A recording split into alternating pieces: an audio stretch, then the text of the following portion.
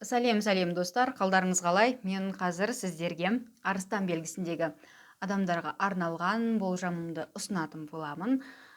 Болжамнан бұрын менің каналыма жазылып және де комментарий қалдырып отырсаңыздар, мен қатты қуанамын.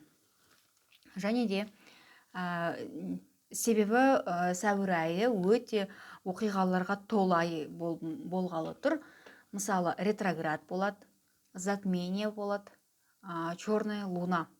Үшеуі бірге және уран келеді. Уран деген сөз аяқ асты бір дүниелерді тез арада аяқ асты ойламаған жерден өзгертетін планета. Сол себепті менің каналымнан алыстамай көрулеріңізді шақырамын. Жалпы сәуір айында арыстан белгісіне арналған болжам. Жалпы сәуір айының бірінші жұлдызынан бастап ай туады.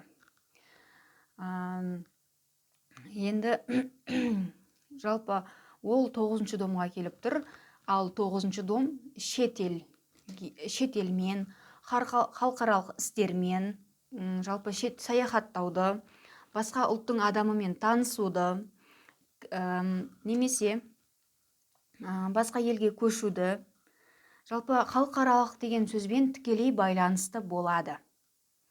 Одан кейін құжаттар дайындауларыңыз мүмкін.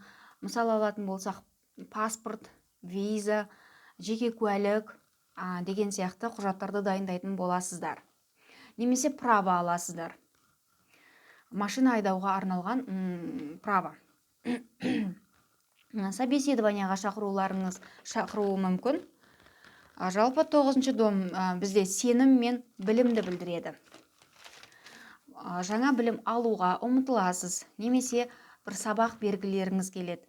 Көптен бір сабақ бере алмай жүрсеңіздер, сол сабақ беруге дайындаласыздар. 9-шы дом әрі құқықтық жұмыстарды білдіреді. Мүмкін сот ісі басталуы ықтимал. 5-ші сәуір күні Марс пен Сатурн бірге келеді. Ол күні жарақат алу қаупі өте жоғары. Себебі екі планетада өте агрессивті планеталар.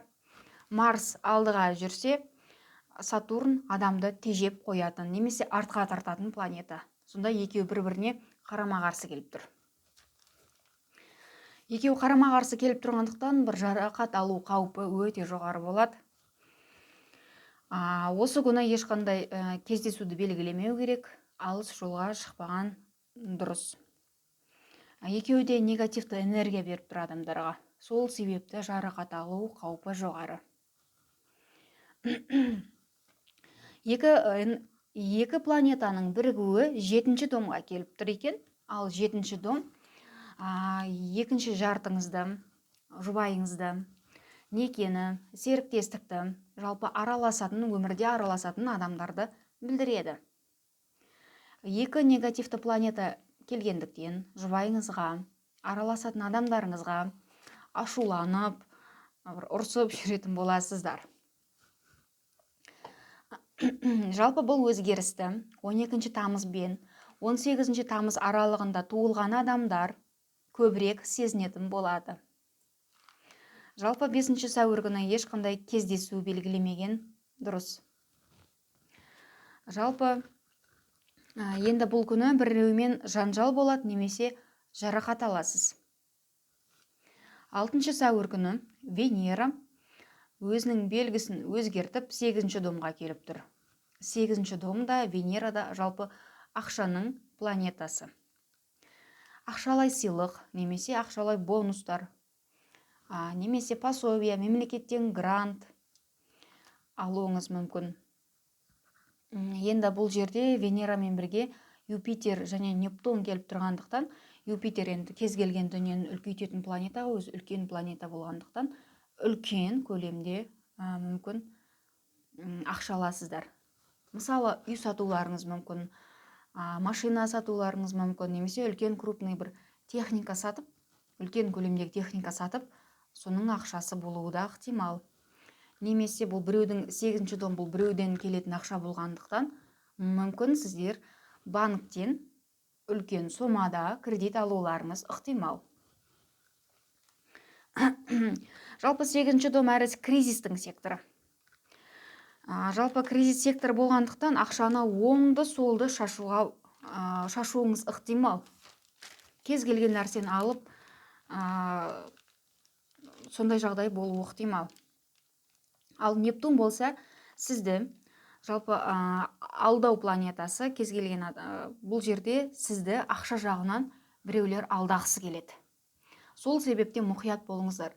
Ешкімге ақша бермеген, қарыз бермеген дұрыс. Ал 12 сәуір күні Меркурий өзінің белгісін өзгертіп 10-шы домға келіп тұр. Жалпы 18 апрель күні, сәуір күні Меркурий мен Уран бір жерде тоғысады. Сөйтіп ол 10-шы домға келіп тұр екен. 12 сәуірден бері Меркурий 10-шы домға келіп тұр. Көп дүниелер аяқ астынан өзгереді. Жалпы Уран аяқ асты өзгертетін планета. Ал Меркурий болса жаңалықтың, идеяның, бір кез келген планыңыздың планетасы, жұмысыңыздың планетасы болғандықтан осы аяқ астынан бір жаңалық естуіңіз мүмкін. Немесе сізге аяқ астынан бір ойламаған жерден бір жақсы идея келуі мүмкін. Жалпы 10-шы дом әрі көшуді білдіреді. Аяқ асты көшуіңіз мүмкін. Жұмыста, оқуда, ойламаған жерден сізге бір ұсыныс беруі мүмкін. Сен осыны жобаны жасасаң, мен саған көмектесем деген сияқты бір ұсыныс береді. Ал 15 сәуір күні черная луна келеді. Ол 12-ші домға түсіп тұр. Бұл черная луна сәуірдің ортасынан бастап 9 ай бойы тұрады. Ал 12-ші дом дегеніміз ескі заттан арылу, бір жұмыстың аяқталуын, құпияны білдіреді. Жалпы черная лунада кез келген айталмай жүрген құпияңызды, 12-ші дом құпия ғой, айталмай жүрген құпияңызды елге қорықпай айту керек. 12-ші дом әрі жоғалтуды білдіреді. Мүмкін ақша жоғалтып алуыңыз мүмкін. Енді бұл жерде әр түрлі жағдай болады, енді әркімде әр түрлі жағдай болады. Черная луна соңғы рет сіздерде 2013 жылдың маусым айынан бастап 2014 жылдың наурыз айына дейін болған екен. Осы кезде қандай оқиға болды, соны еске түсіріңіздер. Сол кезде қандай оқиға болса, шамамен сондай оқиғалар қайталанады биыл. 16 сәуір күні ай толады. Ол 3-ші домға келіп тұр. Жалпы 3-ші дом араласатын адамдарыңызды, бауырыңызды, мысалы туысқаныңызды, достарыңызды, группаластарыңызды, көршілеріңізді, жұмыстағы коллегаларыңызды, әріптестеріңізді білдіреді. Кез келген араласатын адамды білдіреді. 3-ші дом әрі қозғалыс, яғни машинаны білдіреді. Мүмкін енді туысқандарға сіздің мысалы көмегіңіз керек болуы ықтимал. Немесе бір бауырыңыз жайлы бір тақырып бір өзекті болады. Бір бауырыңыздың жұмысы ма, бір дүниелер өзекті болады. Соны сіздер талқылайсыздар. Машина алуыңыз немесе сатуыңыз мүмкін. Немесе машиналарыңыз бұзылып қалады. 3-ші дом әрі техниканы білдіреді. Техника, телефон, мысалы ноутбук, компьютер сатып аласыз немесе сатасыздар. 3-ші дом әрі қозғалысты білдіреді. Қозғалыс дегеніміз жақын жерге саяхаттау, мысалы қаланың шетіне баруыңыз, саяхаттап келуіңіз мүмкін. Немесе бір ауылдың шетіне барып демалып келулеріңіз ықтимал. 16 сәуір күні Марс 8-ші домға келіп тұр екен. Бұл жерде Юпитер, Марс және Нептун 3 планета бірге келіп тұр. Ақшаға қатысты мәселені тезірек шешу керек болады. 21 сәуір күні Солнце 10-ші домға келіп тұр. Жаңа жұмысқа орналасуыңыз ықтимал, немесе жаңадан бизнес ашасыз, немесе өзіңіз көптен бері армандап жүрген бір мамандығыңызды ауыстырасыздар. Ал 29 сәуір күні Плутон келеді, ол сіздерде қазан айына дейін болады, және ол кері айналады, яғни ретроград болады деген сөз. Плутон 6-шы домға келіп тұр екен. 6-шы дом бізде жұмыс пен денсаулықтың секторы. Ал жұмысыңыз, енді Плутон деген жай айналатын планета болғандықтан, жұмысыңыз жай жүреді, клиенттеріңіз аз болады, егер бизнесіңіз болса, немесе жұмыстарыңыз тоқтап қалады. Жұмыс жасамауыңыз мүмкін, бессодержаниеге жіберуі мүмкін. Бір жұмысты бір ұзақ күтуге тура келеді. Немесе декретке шығуыңыз мүмкін. Ал енді денсаулыққа қатысты мәселе болса, 6 айға дейін созылады. Мысалы, сіз тісіңізді 6 ай бойы емдетесіз. Немесе бір обследованиядан өтіп жүрсеңіз, ол 6 айға дейін созылуы ықтимал. Енді